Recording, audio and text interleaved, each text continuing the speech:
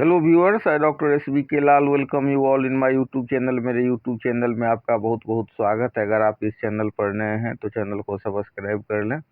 आज का हमारा वीडियो है पित्त पथरी अर्थात बाइलरी और गॉल स्टोन के बारे में।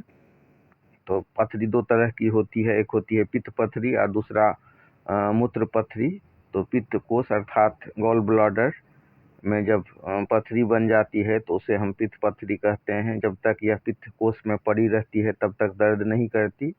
जब वहाँ से हिलकर पित्त नली बाइलरी डक्ट में आ फंसती है तब दर्द करती है। पेट में थोड़ा बहुत या जोर का दर्द होता है। पित्ताशय दाहिनी तरफ है, इसलिए यह दर्द दाहिनी कोख में उठकर चारों तरफ फैल जाता है। दर्द कई घंटे से कई सप्ताह तक रह सकती है। पित्त ड्यूडेनम में जाती है, इसलिए पित्त पथरी के कण जब ड्यूडेनम में पहुंच जाते हैं तब दर्द समाप्त हो जाता है। पेट में भोजन पचकर जब आगे बढ़ता है तब यह छोटी आंत में जाता है। छोटी आंतों में शुरू के हिस्से में जो 12 इंच का है ड्यूडेनम, पित्ताशय से पित्त नली द्वारा इसी में आता है। ड्यूडेनम का संबंध आंतों से है, इसलिए पित्त पथरी के ये कण आंतों से होते हुए टट्टी के रास्ते निकल भी सकते हैं। टट्टी को धोने से पित्त पथरी का कण हाथ में आ जाता है। पित्त पथरी ज़्यादातर स्त्रियों में होती है, पुरुषों में कम। आक्रमण के समय ठंडा पसीना, नाड़ी कमजोर, चेहरे पर पीलापन, सांस लेने में कष्ट होता है।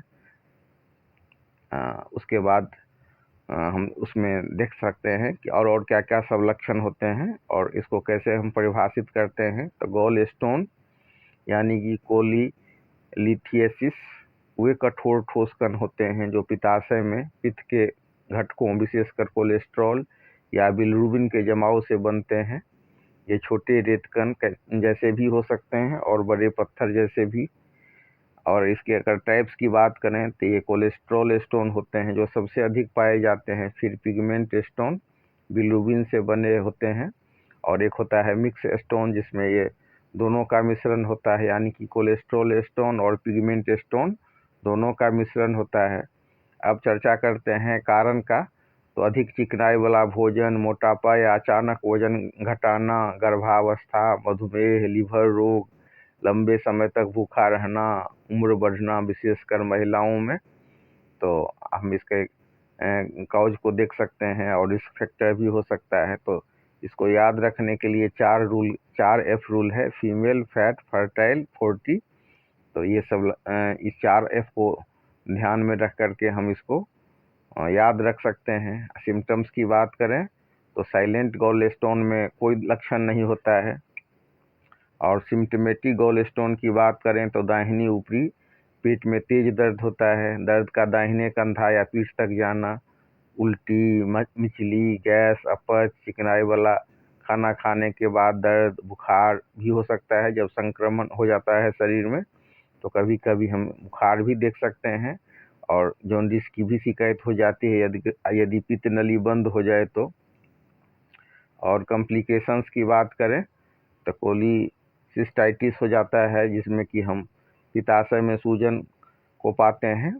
और कोलिएथियसिस जिसमें पथरी पित्त नली में हो जाती है। और एक होता है पैंक्रियाटाइटिस, तो उसमें पैंक्रियाज अफेक्टेड होता है और कई बार सेप्सिस होने का भी डर रहता है। अगर नुकीला पत्थर है तो पत्थर के मूवमेंट से भी उसमें जो खरोच लग जाता है, जख्म बन जाता है। और डायग्नोसिस की बात करें तो सबसे कॉमन है इसमें अल्ट्रासोनोग्राफी, फिर लीवर फंक्शन टेस्ट या कुछ विशेष मामलों में CT स्कैन और MRCP की भी सलाह दी जाती है। तो बिना लक्षण का जो होता है ये गॉल स्टोन, तो उसमें कोई इलाज की आवश्यकता नहीं होती है खास, लेकिन निगरानी आवश्यक है। और लक्षण होने पर दर्द होता है तो दर्द की दवाएं दी जाती है और अगर इन्फेक्शन हो गया है तो एंटीबायोटिक चलता है। और सबसे प्रभावी और अस्थायी इलाज है लेप्रोस्कोपी। और गलाना बहुत टफ काम है पित्त पथरी को गलाना, लेकिन कई मामले में अगर छोटा सा स्टोन हो तो ये गल भी सकता है। तो दवा से भी पथरी को गलाने की बात होती है और इसमें जो अंग्रेजी में मेडिसिन है यूरोसोडेक्सीकोलिक एसिड दिया जाता है बहुत कम मामले में गलाने के लिए। और होम्योपैथी बहुत महत्वपूर्ण हो सकती है। इसमें बड़ी पत्थर या जटिलता में सर्जरी टालना खतरनाक हो सकता है। होम्योपैथी सहायक या प्रारंभिक अवस्था में उपयोगी है, और कई बार तो हम देख सकते हैं कि पत्थर भी गल जाता है, लेकिन ये गलाना बहुत टफ काम होता है। अगर हम प्रमुख होम्योपैथिक औषधियों की बात करें तो सबसे टॉप मेडिसिन में आता है चेलिडोनियम मेजस।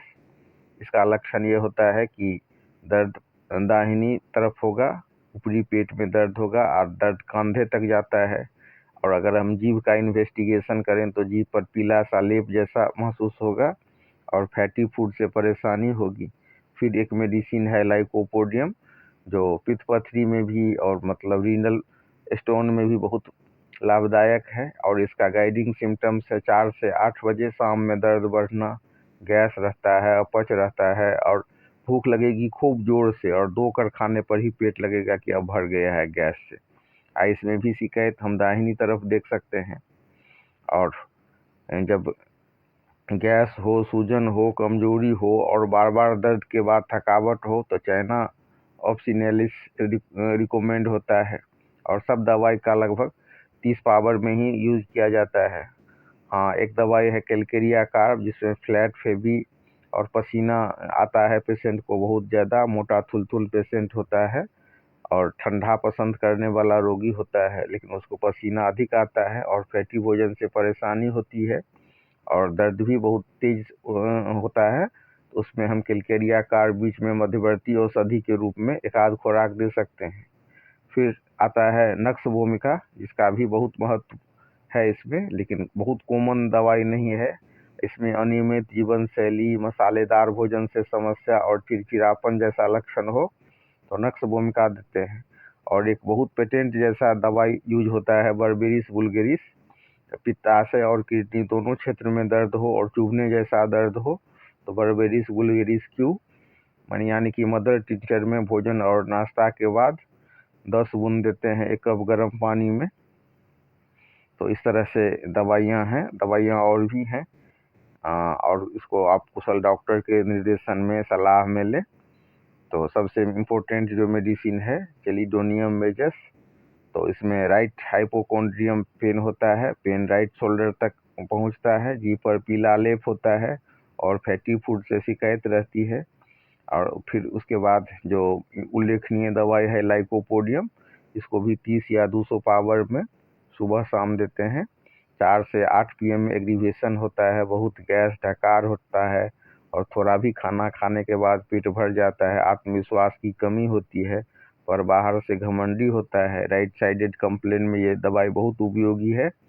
फिर है तेज ऐंठन वाला, इसका एक्चुअल टाइम बेड टाइम होता है यानी कि सोते समय अगर हम 30 पावर में या 200 पावर में भी दे सकते हैं तो डॉक्टर के निर्देश के हिसाब से इसको दिया जाता है।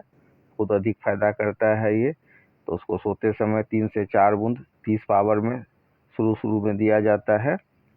और ऐसे ही दवाई जिसका मैंने अभी अभी चर्चा किया कैलकेरिया कार्ब, तो मोटा शरीर, सिर पर पसीना, ठंडी हवा सहन नहीं, फैटी फूड इंटॉलरेंस और मेटाबॉलिक इम्बैलेंस जैसे लक्षण में कैलकेरिया कार्ब दिया जाता है।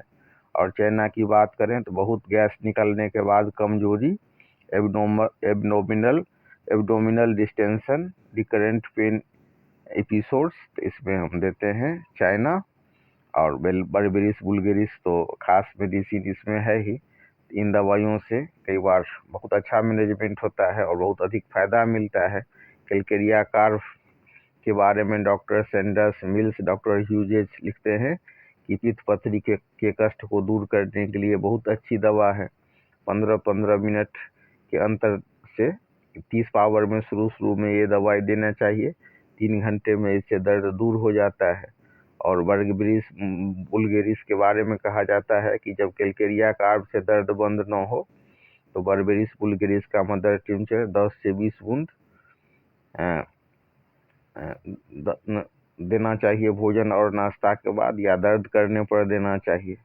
फिर एक दवाई है कोलेस्टेरिनम, इसकी भी बहुत प्रशंसा की जाती है होम्योपैथी में। यह गॉल स्टोन से बना नोसोड है। डॉक्टर बर्नेट तथा डॉक्टर स्वान इसे पित्त पथरी में बहुत उपयोगी दवा मानते हैं। और पित्त पथरी के दर्द को भी ये दूर, तो पित्त पथरी को दूर करने में बहुत उल्लेखनीय दवाई है कोलेस्टेरिनम। और कई बार तो ये रामबाण साबित होती है पित्त पथरी के दर्द को दूर करने में। तो पित्त पथरी के दर्द को दूर करने में कैलकेरिया कार भी है, कोलेस्टेरिनम भी है। इसके अलावा एक खास दवाई है डायस्कोरिया। अगर दर्द पित्तकोष के केंद्र बनाकर चारों तरफ फैलता है, चलने या फिरने या पीछे की तरफ मुड़ने से दर्द आराम हो जाता है, तो दवाई दिया जाता है डायस्कोरिया।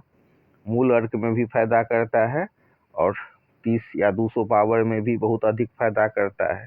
और अगर दर्द आगे झुकने से आराम होता है तो दवाई होता है कोलोसिंथ। इस तरह से बहुत सारी दवाइयां हैं होम्योपैथी में, जिसके मदद से बहुत कारगर ढंग से इलाज किया जा सकता है, लेकिन इलाज को कुशल चिकित्सक के निर्देशन में ही करें। तो इस तरह से और कुछ दवाइयां हैं जो संक्रमण या पस बनने की स्थिति में दी जाती है, तो वो है मायरिस्टिका सेबीफेरा और हिपर सल्फर। लेकिन इन दवाइयों को भी कुशल चिकित्सक के निर्देशन में ही देना चाहिए, नहीं तो कई बार ये पित्त पथरी भी फट सकती है, पित्त का थैली फट सकती है।